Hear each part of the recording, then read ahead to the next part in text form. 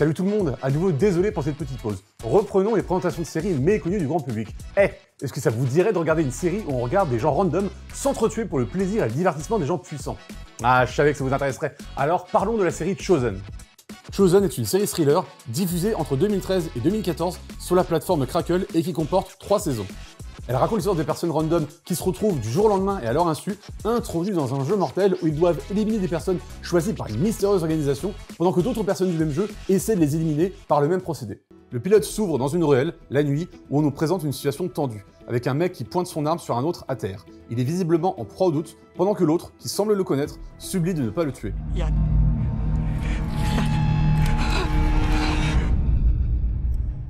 Oh, j'en peux plus des flash-forward, c'est la 4e série que je vous présente, et c'est déjà la 3e à utiliser ce genre de procédé. Alors ok, celui-là, il fonctionne, parce qu'on comprend ce qu'il y a à comprendre, tout en laissant une part de mystère, à savoir comment ils en sont arrivés là. Mais je vous en supplie, les producteurs ou scénaristes des séries, arrêtez de faire des flash-forward systématiquement comme introduction à vos séries. C'est même plus un cliché, ça devient un passage obligatoire. On a l'impression qu'il faut alpaguer le spectateur dès les 10 premières secondes de l'épisode, sinon il va changer de chaîne. Ça me saoule parce que deux fils ont construit sa narration, non pas dans le but de servir l'histoire, mais dans le but de retenir le spectateur le plus longtemps possible sur sa chaîne. Et cette technique mercantile m'insupporte. Bref. Donc on revient 3 jours avant, et on nous présente Ian Mitchell, avocat pénaliste qui règle une affaire au téléphone pendant qu'il sert un petit déjeuner spécial sucre à sa fille. Il en a même d'ailleurs rien à faire d'elle, il est plutôt occupé à gérer son prochain procès. Sa femme arrive, et on comprend qu'il vient de se séparer d'elle, et que visiblement, leur séparation se passe plutôt bien. Tenter une séparation, ça veut généralement dire faire un effort. Oh, je croyais que ça voulait dire je te rends tes couilles, merci encore. Ouais, très élégant. Ouais. Sa femme récupère sa fille, et toutes deux s'en vont. N'oublie pas son match de foot. 6h30. 6h30, ok. Juste après leur départ, on sonne de nouveau à sa porte, Yann ouvre pour découvrir une boîte laissée sur sa devanture. Il la ramasse et l'ouvre, ce qui déclenche un mécanisme présent dans la boîte. Franchement, moi je vois un mécanisme comme ça qui s'ouvre dans la boîte, mais je jette la boîte, ça pue la bombe! Mais non, lui il continue de la tenir et il découvre à l'intérieur de la boîte la photo d'un homme avec un nom et un horaire affichés dessus, ainsi qu'un pistolet. Intrigué, il cherche qui a pu lui laisser ce paquet et voit une personne armée d'un fusil.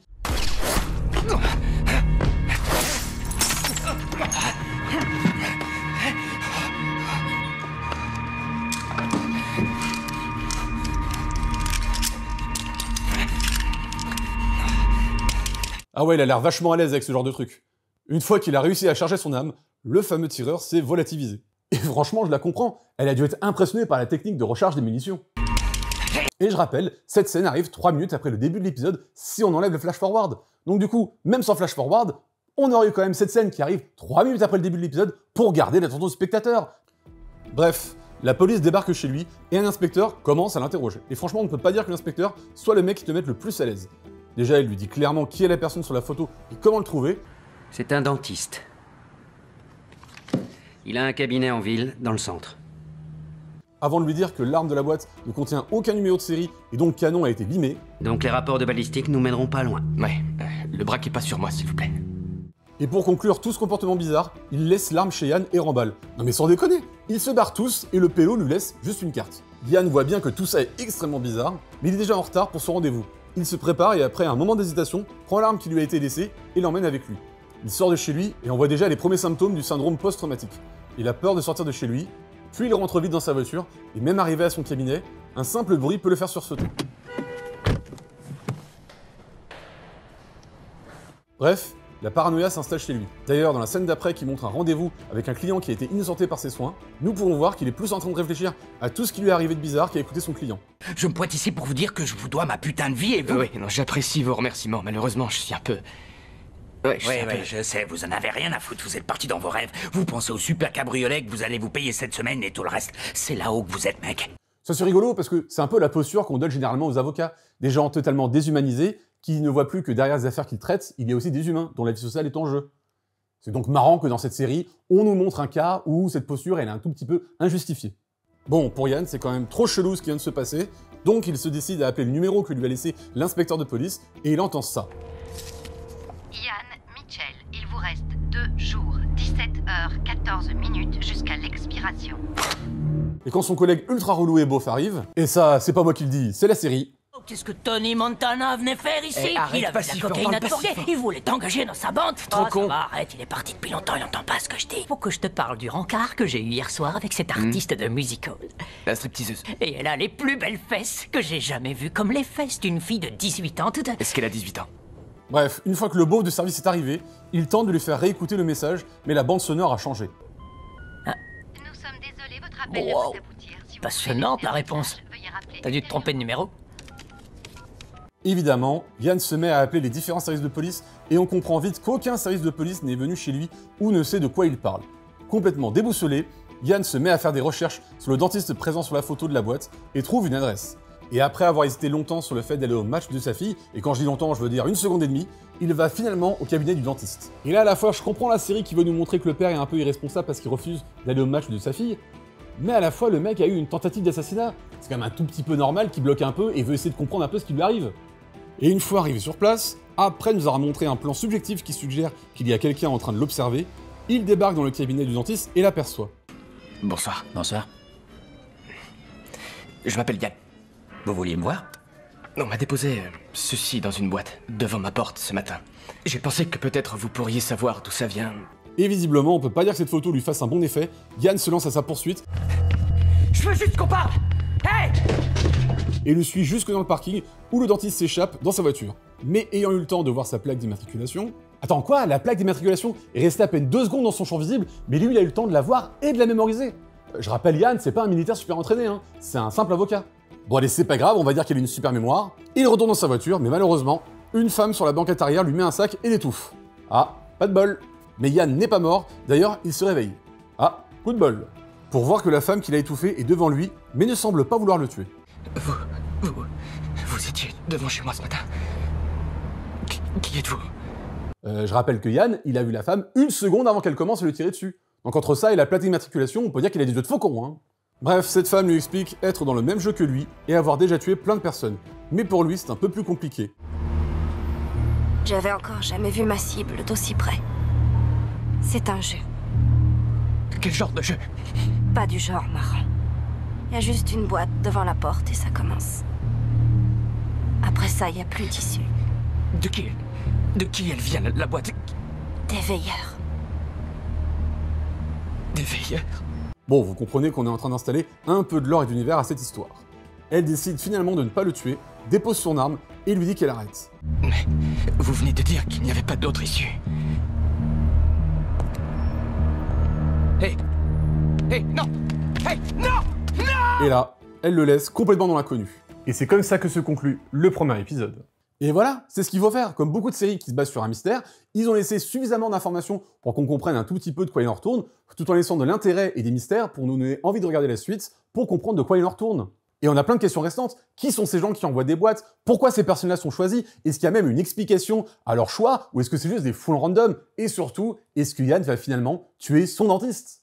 La série est showrunnée par Ben Katai, d'abord scénariste sur les mini-séries 30 jours de nuit Blood Trails et Dust Dust. Il a ensuite changé de registre sur le film 30 jours de nuit 2.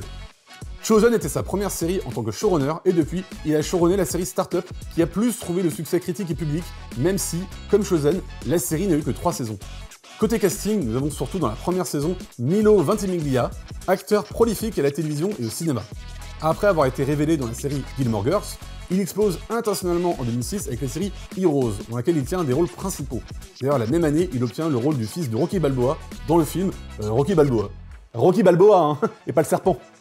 Après Chosen, il fera quelques rôles secondaires dans plusieurs séries avant de revenir dans un rôle principal dans la série This Is Us. Il jouera ensuite en 2023 dans la nouvelle série The Company You Keep. Malheureusement, elle sera annulée dès sa première saison, faute d'audience suffisante pour la chaîne. Dans le rôle de Laura, l'ex de Yann, nous avons Nikki Whelan, que j'avais découvert dans la dernière saison de Scrubs. Après Chosen, elle a fait essentiellement des seconds rôles dans des séries et quelques films. On a aussi Noël Guglielmi. Ce qui est drôle avec lui, c'est que j'ai l'impression qu'il a bâti sa carrière sur un seul type de personnage, les gangsters latinos. Sérieusement, la quasi-totalité de ses rôles sont dans ce type de personnage. On a l'impression qu'il ne veut que ça. Ça ou alors Hollywood et la télévision ont des gros biais racistes et ils ne lui donnent que ces rôles-là à jouer. Là, je sais pas, hein, c'est vraiment ou tout l'un ou tout l'autre. Hein, j'ai pas vu d'explication sur ce sujet. Bon, maintenant, il faut que j'essaye de vous dire en quoi j'aime bien cette série sans trop vous spoiler. Parce que c'est vrai que cette première saison repose beaucoup sur les différentes révélations que va avoir Yann sur le jeu. Bon, déjà quand même, ce premier épisode vous indique le fait qu'il est embrayé dans un jeu malgré lui, par des personnes qui ont l'air manifestement influentes. Le premier épisode donne quand même beaucoup d'indices qui laissent supposer ça. Il faut des ressources pour trouver des personnes pas trop loin d'elles pour qu'elles puissent s'entretuer, il faut les espionner, il faut détourner leur ligne téléphonique s'ils appellent la police pour envoyer on ne sait qui récupérer les preuves de leur jeu, comme la balle, payer une ligne qui nous indique combien de temps il reste pour tuer la cible, bref, on est sur des personnes bien influentes qui ont des ressources et qui sont très bien organisées. C'est génial! J'adore l'histoire de grands complots. Et là, regardez une série où on regarde un personnage qui est introduit dans un jeu mortel qui est géré par des personnes largement influentes qui veulent essayer que les gens s'entretuent pour leur simple plaisir et divertissement. C'est trop bien! Et ce que j'aime bien, c'est que ce concept porte un commentaire sur nous spectateurs dans notre consommation de séries ou de films d'action. Il est vrai que dans la plupart d'entre elles, nous regardons un groupe de personnages qui sont là pour s'entretuer, pour notre plaisir et divertissement. Et pendant une partie de la saison, Yann se demandera qu'est-ce qui pousse ces gens à trouver du plaisir et du divertissement dans le fait de regarder des gens s'entretuer. Et c'est vrai que nous, en tant que spectateurs, on pourrait bien se poser les mêmes questions quand on regarde des films ou des séries dites d'action pour notre propre santé mentale. Et cette série parlera aussi de la question morale dans ce genre de jeu. Il est facile de répondre à la question « Est-ce plus moral de tuer ou d'être tué ?» Mais est-ce plus moral de tuer quelqu'un ou de regarder quelqu'un de notre entourage se faire tuer? Là tout de suite, c'est plus compliqué à répondre. Je ne vous dis rien de plus pour ne pas vous spoiler, mais Yann va être confronté assez vite à ce genre de choix dans la série. Et la réalisation des épisodes ira dans ce sens de tourment psychologique. Une caméra à l'épaule très nerveuse à certains moments, des effets de flou, une teinte d'image assez froide, jouant sur les niveaux de gris. Bref, dans cette saison, l'image sera au service des émotions de Yann, évoluant dans ce jeu, essayant de rester en vie et de garder ses proches autour de lui. Et le format des épisodes est aussi très important. Les épisodes durent à peu près 20 minutes chacun. Donc on est porté par un rythme très rapide et on n'a vraiment pas le temps de s'ennuyer. Ce qui est cool aussi, c'est de choisir comme personnage qui nous introduit à ce jeu un avocat. Une personne qui, de par son travail, est habituée à jouer avec les règles établies par une institution, dans son cas la justice américaine. La justice, pour un avocat, est comme un jeu avec une énorme pile de règles dont il a suffisamment décelé les rouages pour pouvoir s'en servir pour défendre leurs clients du mieux possible. Et dans la première saison, il va aussi essayer de comprendre les règles de ce jeu et de créer d'abord des alternatives pour ne pas y rentrer totalement, avec plus ou moins de succès. Et ce jeu va entraîner une paranoïa chez Yann ainsi que chez le spectateur. C'est-à-dire qu'à chaque fois que Yann rencontrera un personnage, lui comme nous, on se demandera qui on a en face de lui. Est-ce que c'est une personne encadrant le jeu? Est-ce un joueur comme lui? Ou alors est-ce une personne lambda qui n'a rien à voir avec tout ça? Cet aspect-là me fait d'ailleurs beaucoup penser à The Game de David Fincher, où le personnage joué par Michael Douglas se met à avoir la même parano. Et des joueurs, Yann en rencontrera beaucoup pendant la série, et il y en aura de toutes sortes, ça va aller de la femme, comme dans le premier épisode, qui fait ça sans aucun plaisir et par pure contrainte, à la personne qui est très contente de pouvoir laisser s'exprimer librement ses pulsions meurtrières et qui va se servir du jeu donné par cette mystérieuse organisation comme justification pour massacrer et tuer librement des gens. D'ailleurs, ce champ des possibles dans les joueurs me fait aussi beaucoup penser à la licence American Nightmare ou The Purge en anglais. Dans ces deux œuvres, on a des gens qui ont différentes manières de gérer une règle établie. Certains la subissent et se retrouvent à tuer pour ne pas être tués, et certains s'en servent pour étouffer leur soif de meurtre et de sang. Et même dans ce film, il y a Noël de Miami. Non mais il est vraiment partout, hein. Et forcément, la comparaison aussi est dans le fait que les deux œuvres vont nous montrer comment la violence peut changer quelqu'un, ainsi que comment on peut justifier la violence, que ce soit par une règle établie dans American Nightmare, ou par un chantage au jeu dans Chosen. D'ailleurs, il aurait été facile et standard pour nous introduire à ce jeu de nous présenter un personnage profondément bon et gentil. Un bon gars qui va se faire totalement changer par un jeu mortel. Mais ici, ce n'est pas le cas. On préfère nous présenter un avocat plus soucieux de gérer son affaire en cours que de prendre un petit déjeuner avec sa fille. Et tant pis si c'est son anniversaire. Un avocat qui voit la justice avec plein de biais de raccourcis. Cet homme ne risque pas de s'enfuir parce qu'il est innocent, ok? On s'enfuit pas quand on est innocent. Papa, j'ai faim. Il n'a fait aucune course pour se nourrir, lui ou son enfant. On voit bien que son appartement est sans âme, il n'y a presque aucune décoration, les murs sont blancs et il y a tout juste des cadres posés sur le mur. Cadre qui est d'ailleurs la première chose à se briser quand on l'attaque pour la première fois. Sa famille est désunie, sûrement à cause de son travail, et on ne peut pas dire qu'il aide pour que la situation s'améliore.